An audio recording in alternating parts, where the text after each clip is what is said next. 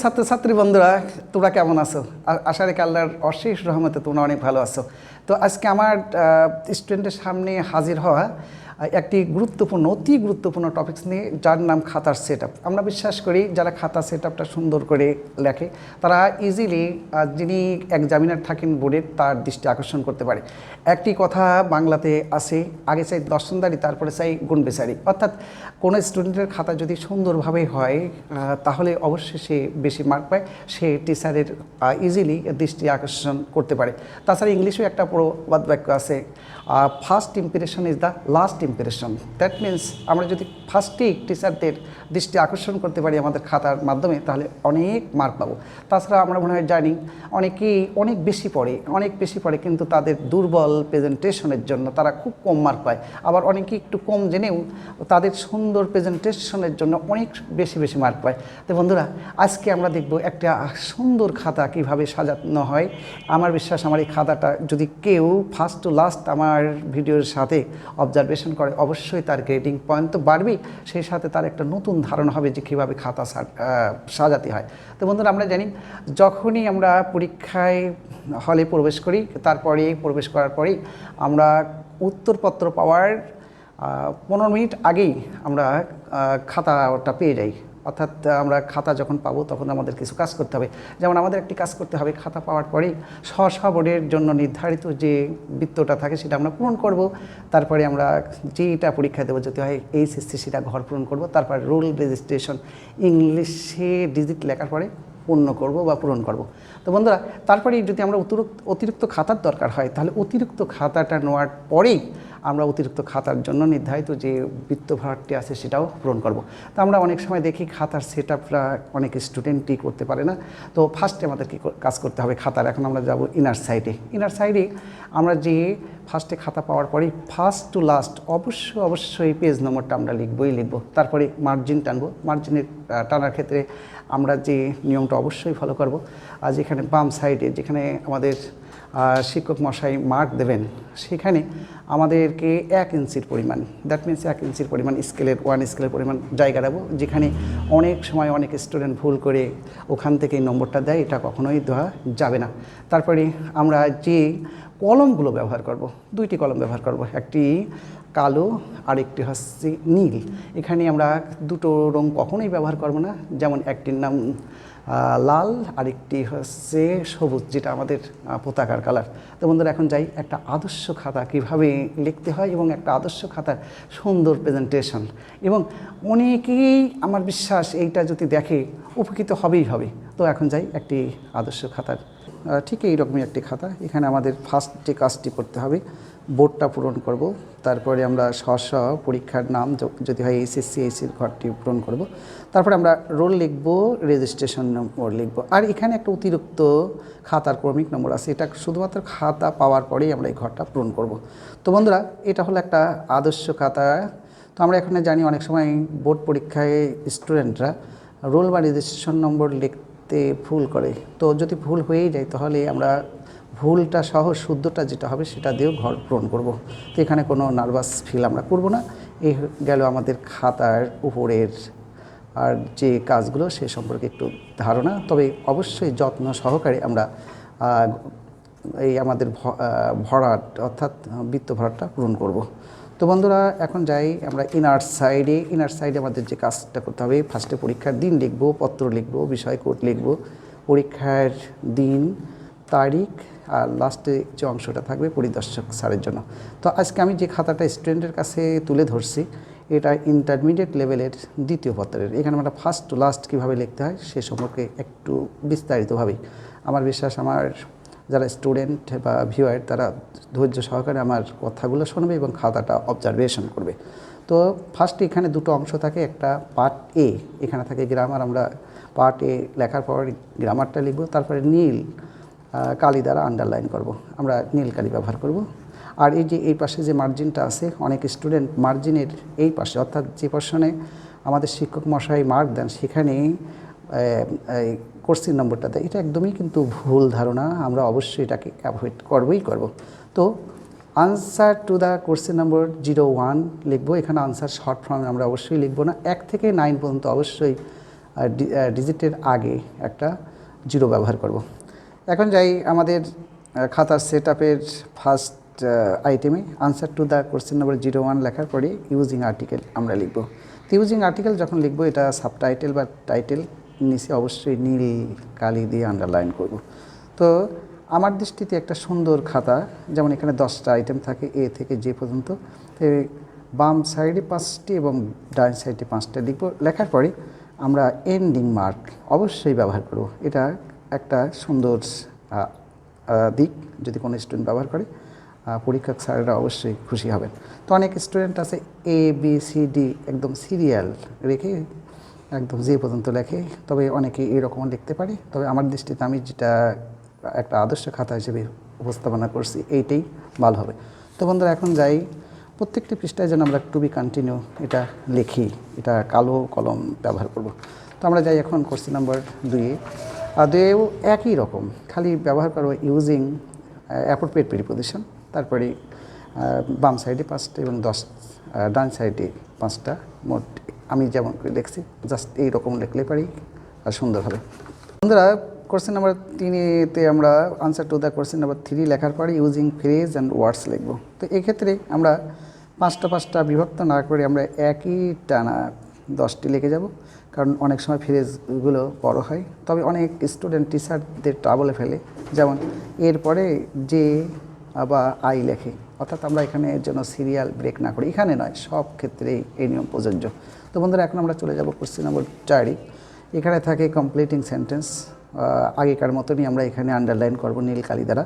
তারপরে যে সেন্টেন্সটা আমরা লিখব সেই সেন্টেন্সটা পরিপূর্ণ লেখার পর, অর্থাৎ শূন্যস্থান পূরণ করার পরে আমরা আন্ডারলাইন করব। অনেক স্টুডেন্ট শুধু আনসারটুকু লেখে, এখানে স্যাররা অনেক বিরক্ত বোধ করে, কারণ তারা একবার কোশ্চেনের দিকে তাকায়, একবার আনসারের দিকে তাকায়।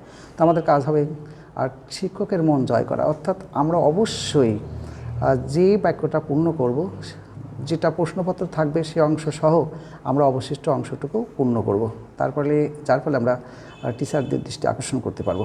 আর এখানেও যেন ব্রেক না হয়। তবে এখানে একটা কথা কিন্তু মনেই রাখতে হবে, 1 গ্লাস পানিতে হাফ থাকলে আর হাফ পোর্শন, অর্থাৎ আমরা যদি হাফ পোর্শন দিই তবে কিন্তু পূর্ণ হয়, আর যদি ফেলে দিয়ে আবার হাফ দিই তাহলে কিন্তু আবার অর্ধেকে থেকে যায়। তো বন্ধুরা, এখন আমরা চলে যাই কোশ্চেন নম্বর 5-এ। এখানে থাকবে রাইট ফর্ম অফ ভার্ব। এখানে 5টি করেই লিখবো, আগেকার মতনই, সিরিয়াল ব্রেক যেন আমরা না করি। এবার আমরা যাবো কোশ্চেন নম্বর 6। এখানে চেঞ্জিং সেন্টেন্স বা ট্রান্সফরমেশন। তো আমরা এখানে অন্য আইটেমের তুলনায় একটু কেয়ারফুল হব। যেমন আমরা যেটা করবো, যেমন এতে আছে পজিটিভ ডিগ্রি। পজিটিভ ডিগ্রি যখন আমরা আমাদের প্রশ্নপত্র চাওয়া হবে, এটা অবশ্যই লিখে রাখবো। কেন লিখব? স্যাররা খাতা দেখার সময় অবশ্যই পজিটিভ ডিগ্রি দেখার পরে তাড়াতাড়ি করে খাতাটা দেখতে পাবেন। আর যদি আমরা এটা না লিখি তাহলে স্যাররা একবার কোশ্চেনের দিকে তাকাবেন, একবার আমাদের আনসারের দিকে, বেশ সমস্যা হবে। তো এদিকে আমরা যেন খেয়াল রাখি, আমরা যেরকম লিখছি জাস্ট এরকমই লিখব। তখন আমরা যাই কোশ্চেন নম্বর 7-এ থাকে আমরা জানি ন্যারেশন। আমরা শিরোনাম দেবো নেগেটিভ স্টাইল, তারপরে আগেকার মতনই নীল কালি আমরা ব্যবহার করব। আর একটা প্যারাতে যেন আমরা লিখি সুন্দর করে, যেমন আমাদের আদর্শ খাতাতে সাজানো হয়েছে। আমরা যাই কোশ্চেন নম্বর 8-এ থাকে প্রোনাউন রেফারেন্স। এখানে ক্লিয়ার প্রোনাউন রেফারেন্স লিখব। এখানে 5টি ভুল থাকে। তো অনেক স্টুডেন্ট এখানে এবিসিডি থাকে না বলে আমাদের সম্পূর্ণ প্যাসেজটাই তুলতে হবে। তোলার পরে যে আনসারটুকু হবে, অর্থাৎ প্রোনাউন রেফারেন্স আমরা যেটা ক্লিয়ার করব, তার নিচে অবশ্যই আন্ডারলাইন করব। যেমন আমরা আদর্শ হিসাবে একটি খাতায় আন্ডারলাইন করে স্টুডেন্টের জন্য দেখানো হয়েছে। তো আমরা এখন যাব কোশ্চেন নম্বর 9-এ। ইউজিং মডিফায়ার, একটাও আমরা 9-10-এ ছিল না, নতুন আইটেম। তো জাস্ট আগেকার মতনই 5টা করে আমরা লিখব। তো যাই বন্ধুরা, এখন লিঙ্কিং ওয়ার্ড। তো লিঙ্কিং ওয়ার্ড শুধুমাত্র স্টুডেন্টের কাছে নয়, টিচারদের কাছে একটা ট্রাবল। এখানে আমরা 5টা করে লিখতে পারি, একটা না লিখতে পারি। তো এখানে স্টুডেন্টের বন্ধু হিসাবে আমি বলতে চাই, যদি কনফিউশন হয় তাহলে 1-এর অধিক উত্তর আমরা লিখব, কারণ আমরা যখন খাতা দেখি তখন আমরা দেখতে পাই অনেকগুলো উত্তর আসে। জাস্ট এরকম করে আমরা যেরকম স্ক্রিনে আমরা দেখছি ঠিক এরকম লেখার চেষ্টা করব। তো বন্ধুরা, এখন চলে যাই কোশ্চেন নম্বর 11-এ। এখানে থাকে সিনোনিম, অ্যান্টোনিম। তো এখানেও কিন্তু অনেক স্টুডেন্ট টিচারদেরকে একটু ট্রাবলে ফেলায়, অর্থাৎ টিচাররা একটু বিরক্ত বোধ করে যদি শুধু আনসারগুলো লিখি, কারণ এতে সিনোনিম হবে কি অ্যান্টোনিম হবে এটা টিচাররা খেয়াল করতে পারে না। তো আমরা আমাদের মতন যদি খাতাটা সাজিয়ে নিই, যেমন গিভেন ওয়ার্ড, সিনোনিম, অ্যান্টোনিম, তাহলে টিচাররা ইজিলি ধরতে পারবে। যেমন এখানে আউটারের অ্যান্টোনিম ইনার। আর যেটা আমরা লিখবো না, অর্থাৎ যেটা আমাদের কোশ্চেনে চাওয়া হয়নি, সেখানে আমরা দুটো স্পেস দেব। জাস্ট আমি যেটা স্টুডেন্টের ইঙ্গিত করছি। যাই আমাদের গ্রামারের লাস্ট পোর্শনে পাংচুয়েশন মার্ক। এখানে পাংচুয়েশন মার্ক 10টা ভুল থাকবে। এখানে আমরা যেখানে ভুল থাকে সেখানে আমরা আন্ডারলাইন করবো। জাস্ট আমি পয়েন্ট আউট করছি, জাস্ট এরকম লিখবো। তবে বোল্ড আকারেও কিন্তু আমরা লিখতে পারি। তো বন্ধুরা, এখন আমরা যাব আমাদের খাতার দ্বিতীয় পোর্শন, অর্থাৎ পার্ট বি, যেখানে থাকে কম্পোজিশন। তো পার্ট বি লেখার পরে কম্পোজিশন লিখবো, তারপর নীল কালি দিয়ে আমরা আন্ডারলাইন করব। তো তারপর লিখবো as usual answer to the question নম্বর। এখানে আছে 13। তো 13-এ থাকে অ্যাপ্লিকেশন, ফর্মাল অ্যাপ্লিকেশন। আমরা ইচ্ছা করলে এখানে ফর্মাল অ্যাপ্লিকেশন লিখতে পারি। তবে আমরা জানি ফর্মাল লেটার একটা পৃষ্ঠাতে লিখতে হয়, অর্থাৎ একটা কাভারিং লেটার। এখানে আমরা যেমনটি লিখছি, এখানে বিস্তারিত আলোচনা আমরা পরবর্তী পর্যায়ে ভিডিওতে লিখব। একটা পৃষ্ঠাতে লেখার চেষ্টা করবো যেন তৃতীয় পৃষ্ঠাতে না যায়। তো বন্ধুরা, এখন আমরা চলে যাব কোশ্চেন নম্বর 14-তে, যেখানে থাকে একটা রিপোর্ট রাইটিং। তো রিপোর্ট রাইটিংয়ের ফার্স্টে আমাদের কাজ হবে একটি ছোট্ট করে লেটার লেখা এডিটরের কাছে, অর্থাৎ সম্পাদকের কাছে। এটা কিন্তু কোনো গাইড বইতে সাধারণত থাকে না। আমরা লেখার পরে, যেমন আমরা এখানে লিখছি, তারপরে আমরা মূল লেখাতে চলে যাব। যেমন ফুড অ্যাডাল্ট্রেশন এস হলো পয়জন। তো প্যারাগ্রাফে সাধারণত ফুড অ্যাডাল্ট্রেশন লেখা হয়, এখানে একটু বেশি করে লিখতে হয়। তারপরে আমাদের যিনি লেখেন, অর্থাৎ রিপোর্টারের নাম বা পদবি, এখানে নাম আমরা লিখেছি, তার তারিখের পরে আমরা স্থান লিখব। তারপর প্যারায় আমরা প্যারায় ভাগ করে, যেমন আমরা দেখানোর চেষ্টা করেছি, কয়েকটি প্যারাতে মিনিমাম 2টো প্যারা দেবো। তার বেশি প্যারা হলে পরে আরও ভালো হয়। যখন খাতা শেষ হয়ে যাবে আমরা পরবর্তী পর্যায়ে চলে যাব। তো এখানে বলে রাখি যে খাতার শেষ পর্যন্ত কিন্তু লিখব, অর্থাৎ কোনো রকম যেন কোনোটা বাদ না পড়ে যায়। তো আমরা যাই 15 নম্বর কোশ্চেন থাকে ক্লাইমেট চেঞ্জ। এটা একটা প্যারাগ্রাফ। তো আমরা এখানে স্ট্রাগল করে উপর দিয়ে প্যারাগ্রাফ আর সাব টাইটেল হিসাবে প্যারাগ্রাফ রাইটিংও লিখতে পারতাম, তো আমরা লিখিনি। তো ক্লাইমেট চেঞ্জটা আমরা ক্যাপিটাল লেটারে লিখবো, এক প্যারাতে যেন হয়। আর ফার্স্ট লাইনটা লেখার সময় যেন অনেক আমরা সাবধানতা অবলম্বন করি, কারণ ফার্স্ট লাইনের মধ্যে কিন্তু দুটো জিনিস থাকবেই, ওই প্যারাগ্রাফের থিম এবং কিউরিওসিটি। তো বন্ধুরা, তারপরে এখানেও আমরা বিস্তারিত একটা রিটেন সেকশন আলোচনা করব পরবর্তী পর্যায়ের ভিডিওগুলোতে। তো যাই, আমরা এখন চলে গেছি আমাদের লেকচার লাস্ট মান্থে। এখানে আমরা একটা কাল্পনিকভাবে হোক আর যেভাবে হোক একটা স্টুডেন্ট অ্যান্ড সোশ্যাল সার্ভিস একটা রচনা নিয়েছি। রচনা যাকে আমরা এসে বলেই লিখবো। তো এখানে প্যারায় লিখবো, তবে ইন্ট্রোডাকশন, ডিসক্রিপশন এরকম লিখবো না। তো ফার্স্ট প্যারা থাকবে ইন্ট্রোডাকশন হিসাবে কাজ করবে, তারপরে কয়েকটি প্যারাতে বিভক্ত করব।